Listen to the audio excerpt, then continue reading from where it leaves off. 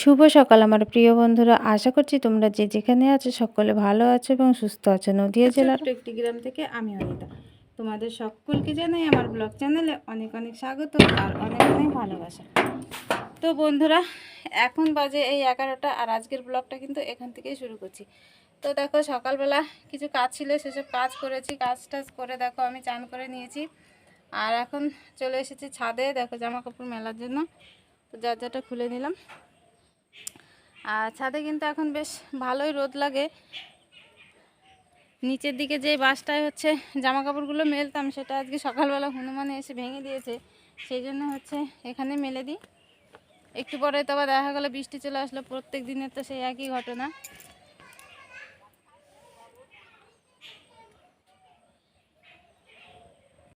চান করে চলে এসেছিলাম ছাদে, আর ছাদে এসে দেখো জামা কাপড়গুলো মেলে দিচ্ছি, কারণ নিচে জামা কাপড় মেলার মতো কোনো পরিস্থিতি নেই।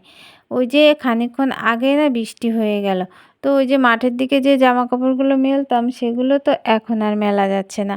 তো ঘাসে জল, সেই জন্য আর বাঁশ বাঁধা আছে, সেই বাঁশে হচ্ছে একদমই রোদ লাগে না, সেই জন্য ওখানে ছড়াই নিয়ে আমি চলে এসেছি ছাদে। আমার শাড়িটা মেলে দিলাম আর ওই গুড্ডুর দুটো প্যান্ট ছিল তো কেচে মেলে দিলাম। আর এখন দেখো খুব সুন্দর রোদ উঠেছে আর আকাশটা দেখো কত সুন্দর লাগছে দেখতে। দেখতে কিন্তু বেশ ভালো লাগছে। দেখো বন্ধুরা, আমার জামা কাপড় সব মেলা হয়ে গেছে। এখন যাব নিচে, নিচে গিয়ে ঠাকুরের ফুল তুলবো, বাসন মাজবো আর পুজোটা করে নেব। তো দরজাটা বন্ধ করে দিই, কী বলো তো, মানে হাওয়া ছাড়লে না, মানে ঠাস ঠাস করে একটা শব্দ হয়, তো সেই জন্য দরজা বন্ধ করে দিই। পরে আবার যখন আসবো তখন হচ্ছে খুলে নেব। তো চলো এখন নিচে। জামা কাপড় মেলে এসে নিচে দেখছি দিদা আর নাতির কাণ্ড দেখো। এরা সব মাটি মেখে তারপরে হচ্ছে ছোট ছোট খেলার জিনিস বানাচ্ছে। কারণ গুড্ডু ওই যে ওর একটা দিদিভাইয়ের খেলনা দেখেছিল, সেই রথের মেলা থেকে কিনেছিল সেই খেলনাগুলো। তো এখন ওকে ওগুলো বানিয়ে দিতে হবে, সেগুলো তো কিছুতেই বানানো সম্ভব না। তো যাই হোক, ওর মন বোঝানোর জন্য মা দেখো দুই একটা করে বানিয়ে দিচ্ছে, আর ওর রাগের জ্বালায় দেখো পা মেলে বসে রয়েছে। তো আমি চলে গেছিলাম ফুল তুলতে, আর দেখো কতটা ফুল তুলেছি। এক সাজি জবা ফুল তুলেছি আর পেয়েছিলাম দুটো ধূত্র ফুল। তো অনেকগুলো ফুলও তুলে নিয়েছি। এখন হচ্ছে ঠাকুরের বাসনগুলো মেজে তারপরে আমি পুজো করে নেব। তো ফুল তুলে যাওয়ার সময় তুলসী গাছ থেকেও দেখো কিছুটা পাতা তুলে নিয়েছি। আর কত তুলসী বাগান এখানে। ঠাকুর পুজোটা করে আমি চলে এসেছি দেখো এই ঘরে, আর ভাত টাত সব এই ঘরে নিয়ে এসেছি। গুড্ডুকে চান করানো হয়ে গেছে, গুড্ডুও খেতে বসে গেছে, আর আমি এখন খেয়ে নেব। আমাদের সবার জন্য হচ্ছে ভাতটা বেড়ে নিচ্ছি। মা গেছে চান করতে, মার জন্য ভাতটা বেড়ে রেখে দেব। তো কি বলো তো বন্ধুরা, আজকে রান্না হয়েছে মুগ ডাল, পেঁপে দিয়ে আলু আর পটল ভাজা। তো এই যে আমাদের এই মধ্যবিত্ত সংসারে, মানে অভাবের ঘরে কতটা যে কষ্ট আর কিভাবে যে চলতে হয়, সেটা কিন্তু আমি হাড়ে হাড়ে টের পাচ্ছি। যারা মধ্যবিত্ত ফ্যামিলিতে বসবাস করো আর কি, তারাও বুঝতে পারবে যে কতটা কষ্ট করে মানে দিনটা চালাতে হয়, সপ্তাহটা চালাতে হয়, মাসের পর মাস এরকম মানে কষ্ট করে চলতে হয়। সেটা কিন্তু আমি খুব ভালো বুঝতে পারছি। যখন কোনো মানুষের হচ্ছে আয়ের থেকে ব্যয় বেশি হয়ে যায়, তখনই কিন্তু আরও প্রচুর পরিমাণে কষ্ট হয় সংসার চালাতে আর কি। তো তেমন আয় নেই, কিন্তু আমার হচ্ছে ব্যয়টা কিন্তু খুব বেশি হয়ে যাচ্ছে, কিন্তু আমার করার কিছুই নেই, মানে ব্যয় তো আমাকে করতেই হবে। তো প্রচুর পরিমাণে ব্যয় হয়ে যাচ্ছিল বলে দেখো আবার মানে পুরনো কাজটা নতুন করে চালু করেছি, যে এটা থেকে যদি কিছু ইনকাম করতে পারি তাহলে আমার একটু আর কি উপকার হবে। তো যাই হোক, ওদিকে খাওয়া দাওয়া করার পরে আমি চলে এসেছি থালা বাসনগুলো ধোয়ার জন্য। আর গুড্ডু ঘুমানোর জন্য খুব ইয়ে করছিল, মানে কান্নাকাটি করছিল। তো আমি ভাবলাম থালা বাসনগুলো ধুয়ে তারপরে একবারে হচ্ছে ওকে ঘুম পাড়িয়ে দেবো। তো ও দেখো আমার কাছে বারবার আসছে আর যাচ্ছে যে হচ্ছে ঘুমোবে বলে, আর কিন্তু ভীষণই রেগে যাচ্ছে। সেই জন্য আমাকে বলছে, তোমার এখন থালা ধোয়ার কী দরকার ছিল, তুমি পরে ধুতে পারতে। বুঝতেই পারছো বাচ্চা মানুষের ঘুম পেলে মানে যা করে আর কি।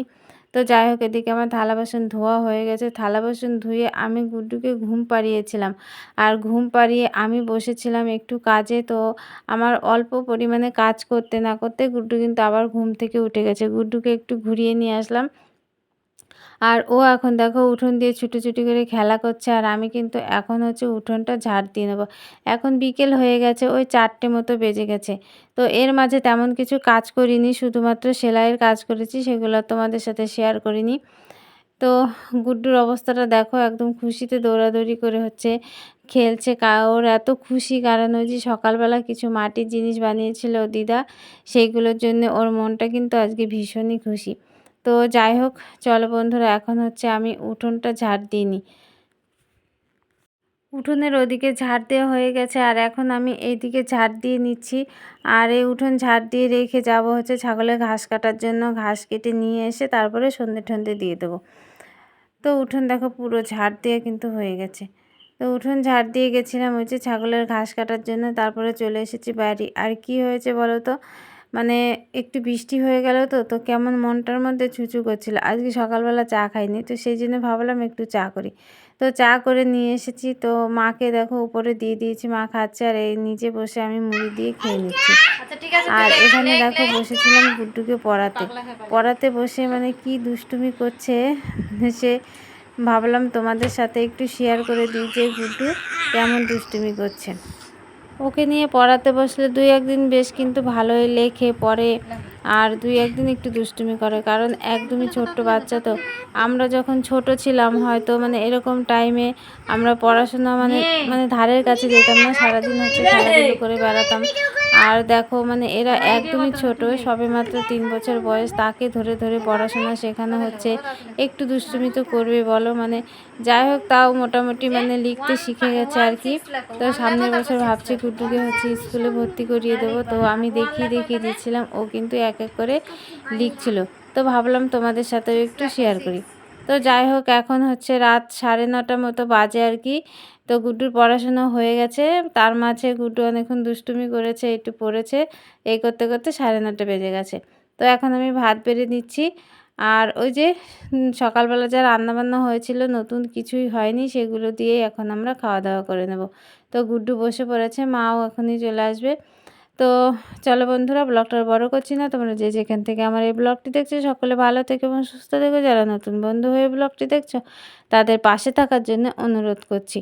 আমার এই ব্লগটি যদি ভালো লাগে তাহলে লাইক কমেন্ট শেয়ার করে দিও, আর যদি তোমাদের খুব বেশি ভালো লাগে তাহলে সাবস্ক্রাইব করে আমার পাশে থেকো। দেখা হবে তোমাদের সাথে আবার পরবর্তী একটা নতুন ব্লগে। টাটা বন্ধুরা, গুড নাইট।